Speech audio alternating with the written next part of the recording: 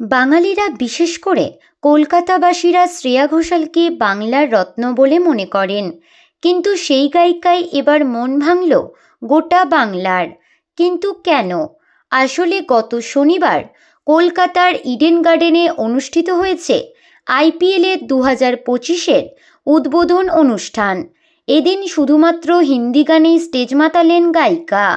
সকলেই আশা করেছিলেন কলকাতার বুকে দাঁড়িয়ে অন্তত একটা বাংলা গান তিনি গাইবেন, তবে তেমনটা ঘটেনি।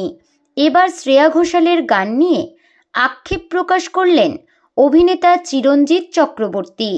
অভিনেতা এক সংবাদ মাধ্যমের কাছে জানান, শ্রেয়া বাঙালি, কলকাতায় যখন IPL-এর উদ্বোধন, সেখানে সব গানের মাঝে 2 লাইন হলেও বাংলা গান গাইতেই পারতেন।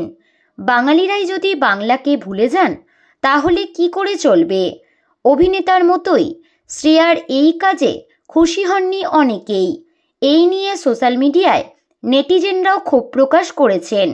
আসলে বাংলার এই গায়িকাকে নিয়ে প্রত্যাশা একটু মানুষের বেশিই থাকে, তাই যখন বাংলার মাটিতে দাঁড়িয়ে তিনি বাংলার গানকে এড়িয়ে গেলেন, এরকমটা বোধহয় কেউই আশা করেননি তার কাছ থেকে। তো বন্ধুরা, বিনোদন জগতের এরকমই নতুন আপডেট পেতে আমাদের চ্যানেল টলিটাউনকে সাবস্ক্রাইব করে পাশে থাকা বেল আইকনে ক্লিক করতে ভুলবেন না।